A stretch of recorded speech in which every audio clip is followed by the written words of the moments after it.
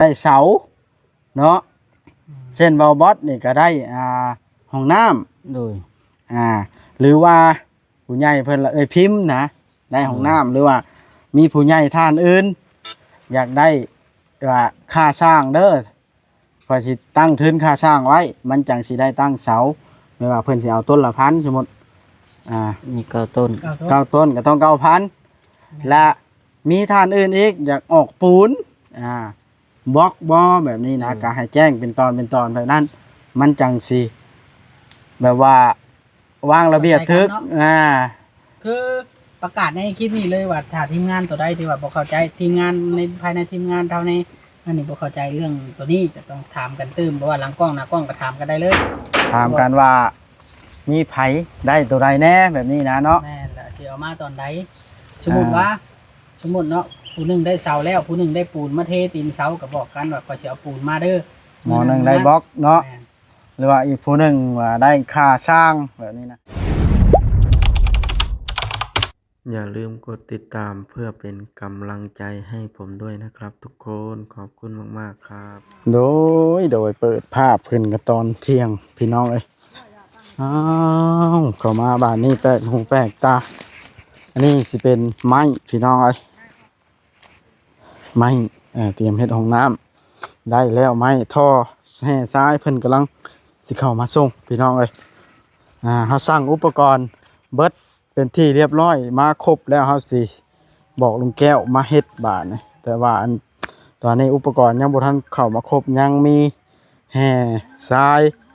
ท่อแล้วก็ปูนบล็อกหลายอันอยู่พี่น้องเอ้ย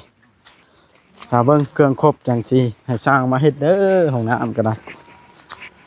คนก็เริ่มขยะแล้วตกก็บ่แห้งเมื่อวานนี่ก็เอาว้าวเสาเฮือนอันนี้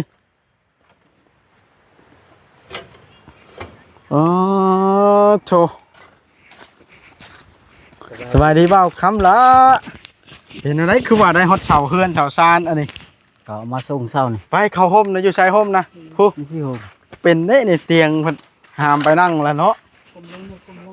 ไผหามนะเตียงนะไผหามไปเปล่าคำละบ่บดบอกไปข่อยบ่ได้หามน้ใช่ไล่ของบ่บดไผหามนะบ่จอยก็ปล่อยเลยบ่บดเป็นผู้ก็คิดบ่จ้อยบ่นานบ่จ้อยที่พ่อแพทย์ว่าเลยขี่น้ำพ่อแพทย์นั่งนะเฮ้ยนั่งนั้นบ่มีนั่งพี่อย่าไปนั่งทางนั้นบ่บดมานั่งเยอะสิสัมภาษณ์นะว้าวเป็นอะไรอันได้เสาแล้วความรู้สึกตอนนี้ดีใจต้องพูดแบบนี้เด้อฮะดีใจแห้งบ่แล้วอันญาติที่พี่น้องผู้รักผู้ใหญ่เพิ่นฮู้แล้วบ่นี่แม่ว่าแม่เสิร์ชพอเสิร์ชเจ้านะยังบ่ฮู้ตอนมายังบ่ฮู้ซ้ำโดยตอนมายังบ่ฮู้มามื้อนี้บาทนี่เฮ็ดจังได๋บาทนี่ถ้าเพิ่นฮู้เพิ่นก็ดีใจน้ำยังใหญ่แล้วนี่เนาะโดยเบิ้นบ่ให้มันใกล้กันไปดิเฉพาะเพิ่นนอนบ่ให้ฮู้ซ้ำยังบ่ฮู้ผู้ใหญ่ที่ว่าบุกมาว่านี่เด้2 คนนั่นน่ะเพิ่นเห็นคลิปแล้วเนาะยังบ่เจ้าแหลยังบ่เห็นเนาะมี FC คอมเมนต์บอกคำลาคอยเอาเงินให้เจ้าบายวานนะจะให้ระบายบ่อย่าให้เราถือเงินลายเลยเห็นบ่ด้านโจรมาปล้นราคาแล้วนั่นเห็นบ่สนใจ FC ผู้ที่เข้ามาเฮียเด้ผู้ที่เบิ่งอันคลิปบ่สุดนะแท้จริงในส่วนคลิปเฮาก็ส่งกันแล้วเนาะโดยว่าสิไปจ่ายค่าห้องน้ำว่ากันหั่นนะให้ถือให้เบิ่งซื้อแจ้งไว้ซื้อว่าเงินน่ะมันมีจริงเลยให้เห็นน้ำกันชุดจริตต่อกันแม่นไม่ว่าเบิดเท่าใดก็เท่าใดก็แจ้งกันกระเป๋าคำลาใหญ่แล้วไผก็ได้หั่นนะโดยเนาะเบาคำลาเชื่อค่อยแล้วบ่บาดนี่ว่ามีแล้วเงินนะเชื่อแล้วเสาก็ได้แล้วโดยเสาเฮือนก็ได้โดยยังขาดหลายอันบ่เรื่องเสาเฮือนนี่ขาดหลายอันอยู่เอาเว้ามาเบิ่งมีหยังแน่ขาดเหลือมีปูนแล้วก็ดินบล็อกแล้วก็หลังคาแล้วก็ไม้โครงสร้างหั่นเลยได้แต่เสาว่าง่ายๆใช่แต่เสาอย่างเดียว อืมคันสมมุติว่าสิตั้งขึ้นก็บ่ได้เพราะว่ามันบ่มีค่าสร้างได้เบาดี สร้าง เว้ย กันยังบ่ได้ หรือว่าคำลาเฮ็ดเป็นบ่เฮ็ดเอง บ่ได้เลยฉะนั้นมันสิตัวหนึงไปขวาตัวหนึงไปซ้ายไว้ไว้ เคยเห็นเนาะคำนั้นเนาะ โดยบัดยามเอาข้าวขึ้นตัวหนึงถึกตัวหนึงบ่ถึกไปทั้งขวาทั้งซ้ายไว้ เออ ได้ทับเสาไม้เด้ เจ้าสิสร้างเองหรือจ้าง จ้างสร้างเลยสร้างเองมันบ่เป็นน่ะ เออ คันเป็นนี่สร้างเองอยู่เนาะ โดย เออ โชคดีที่คำลานี่ห้องน้ำก็ได้เฮือนก็ได้ ดินก็ได้ รถก็ได้ เอ้ารถไถใช่ปะ โดย เพิ่นแจ้งข่าวดีไว้เลยเด้ อืมรถไถพร้อมบ่เด้อนี่ โดย สิเอาไปเฮ็ดหยังรถไถนะถามตรงๆซะ นี่ล่ะเฮ็ดเวียกแก้เครื่องแก้ของแล้วเถอะแก้ไม้แก้ตอกนะ เออจุดทาน โดย หรือว่าไว้ แล้ว ไป เถอะก็แก้ไม่เสร็จไม้อันนั้นเลย อื มาไว้หลายอย่างเถอะไว้แก้แล้วโหแล้วคั่ว อ่า อึ้งเลยบ่ อึ้ง ได้หลายอันแล้วได้นี่ ในลายนี่สิได้แต่เช้า เพราะฉะนั้นได้หลายอันแล้ว เพราะว่าแจ้งข่าวดีตลอด เฮ้ย ใครกว่าแจ้งข่าวร้ายเด้อว่าเนาะ ตอนนี้เฮือนรูปเหลวกลางทางว่ะไปอีกแล้ว หยังกะเพิ่นก็ยังเบิ่งไปอยู่แล้ว FC ผู้รักผู้ใหญ่เพิ่นก็ได้เพิ่นก็ยังคอยเบิ่งว่าไผสิซอยหยังแน่แบบนี้นะเนาะ ดูในช่วงสมทบ ชื่อช่วงสมทบแม้ว่าข้อยสิเว้า ข้อยสิขอเว้าแบบนี้เลยซะ เป็นไปแล้วกัน เบิ่งข้าวกล้องน้ำเนาะ อืม ข้าวกล้องน้ำบ่ ข่าวรถ คำมาลุ เอาแจ้ง FC ตรงๆเลยพี่น้องเอ้ยในระยะช่วงนี้เนาะบ่าวคำละ โดย ก็คือเรื่องเฮือนเรื่องชานบ่าวคำละนี่พี่น้องหาก็ได้ตั้งแต่เสาร์เด้ออันนี้ก็เปิดสมทบอยังเป็นทางการ เพราะว่า YouTube ของพวกเฮาทำงานเป็นทีมงานพี่น้องเอ้ยซอยบ่าวคำละภัยได้อย่างเช่นตู้ซิดเราก็ได้เสาเนาะเช่นเบาบอสนี่ก็ได้ห้องน้ำ โดย หรือว่าผู้ใหญ่เพิ่นละพิมพ์นะได้ห้องน้ำหรือว่ามีผู้ใหญ่ท่านอื่น อยากได้ว่าค่าสร้างเด้อพอสิตั้งทุนค่าสร้างไว้ มันจังสิได้ตั้งเสาไม่ว่าเพิ่นสิเอาต้นละพันสมมุติมีเก้าต้น ข่าวต้น 9 ต้นก็ต้อง9,000และมีท่านอื่นอีกอยากออกปูนบล็อกบ่แบบนี้นะก็ให้แจ้งเป็นตอนแบบนั้น มันจังสิแบบว่าวางระเบียบทึกคือประกาศในคลิปนี้เลยว่าถ้าทีมงานตัวใดที่ว่าบ่เข้าใจทีมงานในภายในทีมงานเท่าในอันนี้บ่เข้าใจเรื่องตัวนี้ก็ต้องถามกันตื้มเพราะว่าหลังกล้องหน้ากล้องก็ถามกันได้เลย ถามกันว่ามีไผได้ตัวใดแน่แบบนี้นะเนาะ แม่นล่ะสิเอามาตอนใดสมมุติว่าสมมุติเนาะผู้หนึงได้เสาแล้วผู้หนึงได้ปูนมาเทตีนเสาก็บอกกันว่าขอยสิเอาปูนมาเด้อ หมอหนึ่งได้บล็อกเนาะ แม่น หรือว่าอีกผู้หนึ่งว่าได้ค่าสร้างแบบนี้นะ9,000ค่าสร้างอะเนาะ ค่าจ้างตั้งเสาเนาะ คันตั้งขึ้นแล้วนี่บางทีมันสิมีผู้ใหญ่หรือว่า FC ผู้ใจบุญเนาะเพิ่นเบิ่งเห็นว่าอยากช่วยจุดนั้นหั้นนะหลักๆก็อยากให้ตั้งเสาก่อนละเนาะว่าเฮาเฮ็ดเทือนดินนี่ว่าเปลืองกับเปลืองว่าบ่เปลืองก็บ่เปลืองพี่น้องซ้ำก้ำกันแล้วก็เพิ่นไหมสบาย บ่คันอันได้ค่าสร้างนี่คอยอุ่นใจอยู่แต่ว่ามันผัดได้อันทั้งปูนทั้งหยังเนี่ยแล้วเนาะนักได้หั่นแหละ มีแต่ว่าทางบาบอสเราก็รับผิดชอบทางห้องน้ำ ห้องน้ำ ให้ดีที่สุดใช่ไหม แม่น ไว้เท่าใดก็ได้ให้หมู่ได้เข้ามาแหละเจ็บท้องแล้วได้แล่นเข้า เพราะว่าตอนนี้ข่อยกำลังช่างอยู่ห้องน้ำถ้าเบิ่งเด้อจะหน่อยรถเพิ่นก็มาแล้วนี่ โดย แห่ทรายหรือว่าทอเนาะ โดยบ่แม่นได้ว่าเฮาบ่อยากสั่งเฮาสั่งอยู่แต่มันฝนตกเนาะ แม่นเฮาโอ้ยว้าวน้ำ เฮายังรีบเนาะ แต่เฮิงละฝนตกพี่น้องเอ้ยนี่ล่ะภาค FC เบิดทุกท่านเนาะถ้าท่านใดสงสารหรือว่าให้กำลังใจไปพุ่นล่ะฝากกดไลค์กดแชร์คลิปให้หน่อยเด้อพี่น้องเพื่อให้แพร่กระจายไปให้ผู้ใจบุญเพิ่นเบิ่งเห็นให้ทั่วโลกว่าซั่นไปเพิ่นน่ะสงสารน่าสงสารอีหลีได้เว้าอีหลีไอ้พังผู้ใหญ่เพิ่นมาเมื่อวานนะเล่ร่อนบ่มีบ่อนอยู่ไปเที่ยงไผกินข้าวเที่ยงนั้นหาบ่อนอยู่ที่นอนตัวเองบ่มี ก็เดี๋ยวนี้บอกใครแน่ เดี๋ยวนี้เพิ่นได้กระต๊อบกันยังขึ้นกับอันนั้นกระต๊อบนี่สิอยู่บ่ได้โดนได้นี่บัดดอกแล้วสิเฮ็ดกระต๊อบขึ้นอีกบ่ซะสมมุติว่า ได้หยังมาสมมุติว่าทรัพย์สินที่มันสำคัญก็บ่กล้าไว้เนาะ โดย แม่นบ่บ่าวคำละ แมน แม่นแล้วนอนแบบนี้นี่เพื่อโจรมาคันเฮาบ่มีหยังให้เพิ่นก็สิปาดเอาเท่าแต่ห่ำหัน ปาดไปทิ่ม ว่าดอก เหี่ยวบ่ได้ เว้าไปทั่วอยู่หั่นเนาะ หัวบ่าวคำละอืมน้องแม็กไปทางใดก็เดี๋ยวนี้ ผลิตน้ำมู โอ้หมู่เทียงหลังนี้บ่ โดยเตียงแล้วมีกระปังใต้เหรอ เอาเพิ่นก็มีหมู่มาพี่เนาะหลายเนาะถือเกิบบ่ล่ะ ไปถือคู่กับเกือบหมู ไปญาติเกิบเขาเกิบตัวเองได้จ้ะ บ่ถือ บ่ถืออุ้ยก็น้ำพัดหลายบัดนี่ น้ำลายตัวคู่เกือบไม้กูสัตว์กูผลิตน้ำมึง อ๋อ คู่เอาอีก อืม ให้เขากะ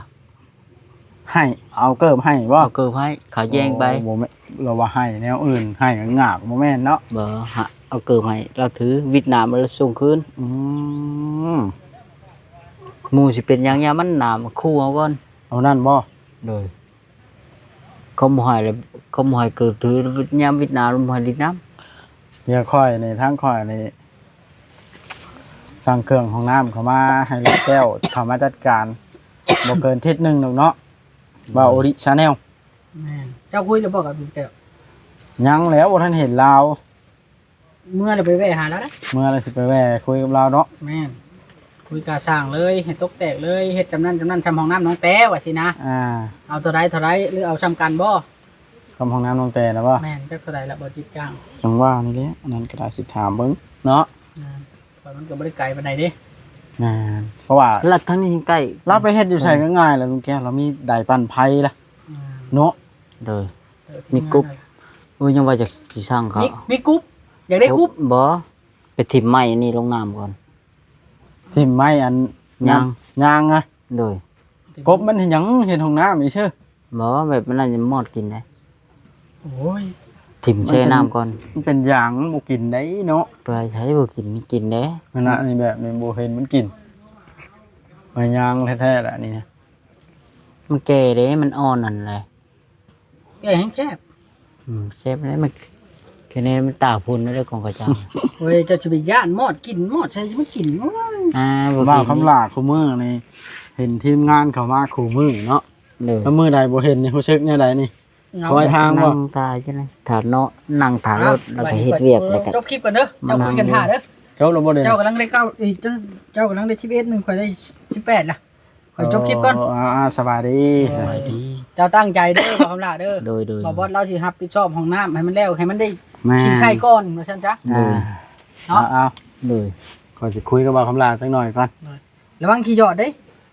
นั่งเมื่อยคัดบ่ล่ะ มวยขาแข้งขาเลย นั่งแจ๊บผัดบ่ได้ยันก้นเปื้อนเนาะ โดย โอเคพี่น้องบ้านนี้ให้ด้วยได้กินมะกอกเด้อวันนี้บ่คำลา อันนะ นี่ล่ะพี่น้องเอ้ย อยาก ได้กินว่ามะกอก ได้กินน้ำก่อนเนาะพระเจ้า ขอเด้อ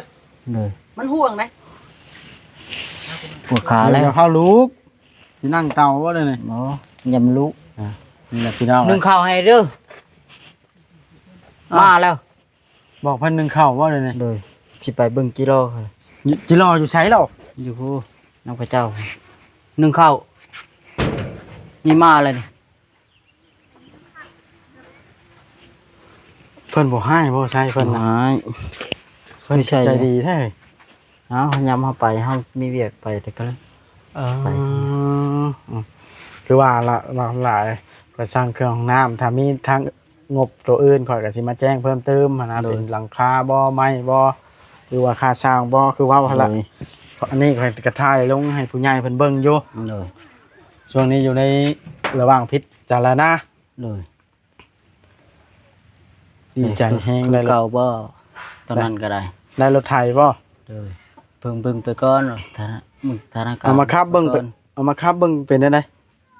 แล้วถ้าเบิ่งสถานการณ์ก่อนเนาะเพิ่นว่า อืม มันสิเป็นแนวใด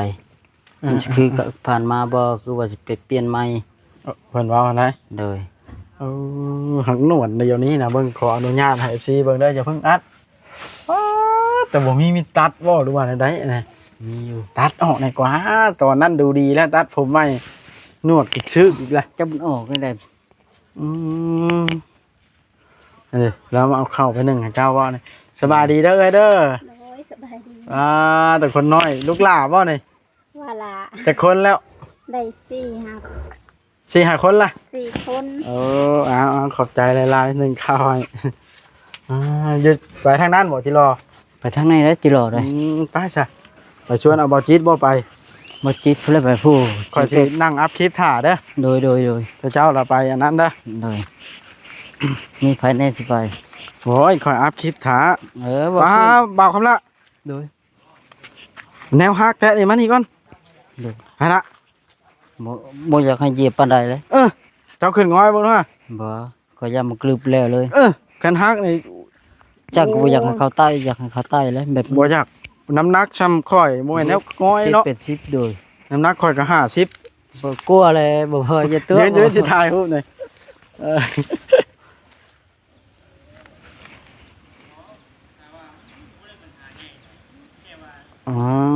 ป้าเขาห่มบัดนะ บ่บ่50ใส่บ่เซนมากรุบเลย บอกห้ามไผง้อยเด้อ โดย ว้าวลีได้กินนี่ข่อยง้อยนวดรถปัดตัวตกใจเบิด กรุบป้าฮะเออ เออ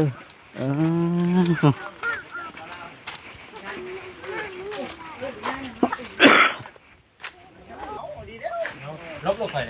คือกันมีไปสิเลยถ้าเป็นงูก็เป็นงูกี่งูก็ได้บ่ล่ะฮู้แล้วเด้อเดี๋ยวเหยียบน้ำนะแม่งเอ้ยสบายดีสบายดีว่าควันไผอีกแล้วคอยบ่อยู่น้อยเดียวว่าควันคอยหรอบ่เลยเดี๋ยวมันเป็นคนวัดนั้น เป็นว่าเป็นมันดีแล้วเป็นกันเนาะ เพิ่นเป็นคนวัดนั้นวะฮะ เป็นตะขาบกันมาหาเจ้าอีกแล้ว โอ้ยตายกันไป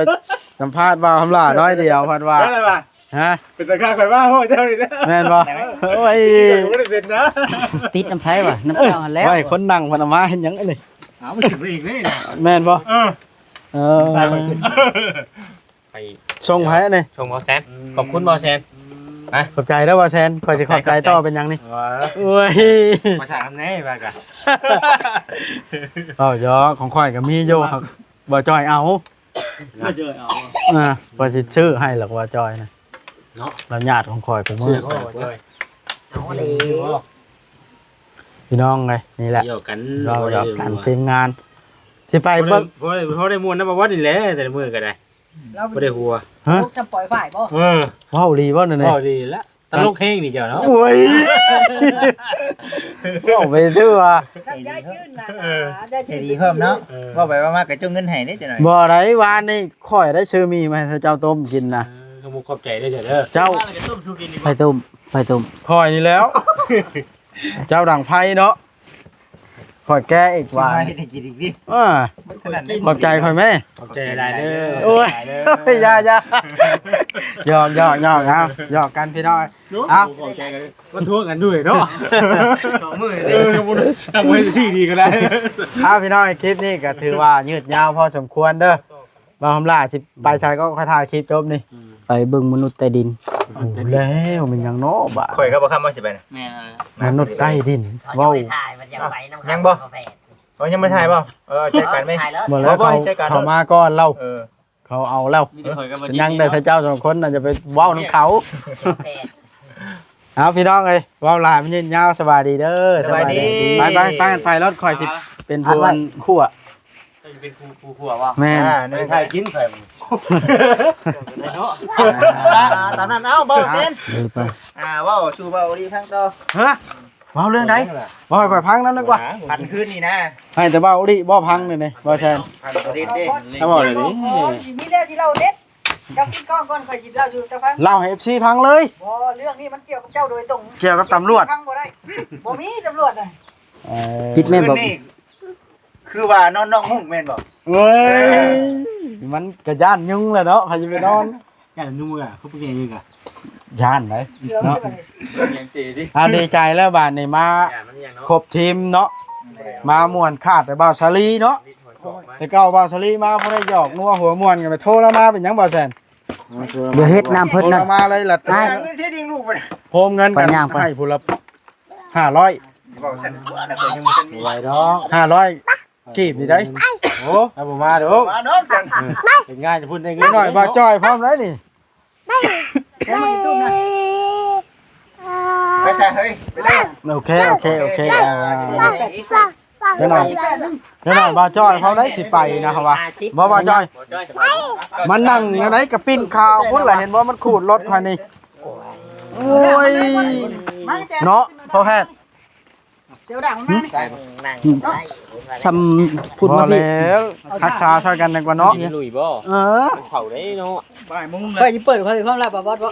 ปิดกล้องก่อนเนาะปิดกล้องก่อน เปิดรถเดี๋ยวนี้ เอาซะนะ ฟังเลยเปิดเผยความลับ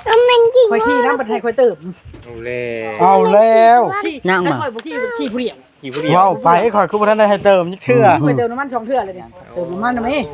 ว้าวไปทั่ว ค่อยอยากเอารถขึ้นรถวานนี่บ่ยอมเอามาขี่รถจักรคือกันเพิ่นว่าคันเดียวขึ้น เอ้ย บ่จ้อยคุ้มแล้วเอาขึ้นโอ้ย ว้าวไป แพง ทั่ว แต่บ่ เนาะ จ้อย แพงแต่ผู้แพงเนาะ แพงแต่บ่จ้อยที่เดียวนี่ ไปเบิ่ง ไม่ มนุษย์ ไม่ไปได้ไปส่งไม้กับเจ้าน่ะ เอาพี่น้องเอ้ยก็ถือว่าคลิปนี้ยืดยาวพอสมควรเนาะหยอก มารู้จะจับไม่เด้อ บ่แซนสิเล่าบ่ บ่บ่ได้ เล่าล่ะ ไม้เจ้าหมอบ่ เอาพวกนั้นไปเว้าไปแต่ที่แล้วไม่พันอยู่พุ่นบ่แม่นนินทาข่อยให้ได้ยินเราเมื่อกี้นี่ ไม่ไว้ มาเอาจบคลิปก่อนพี่น้องเลย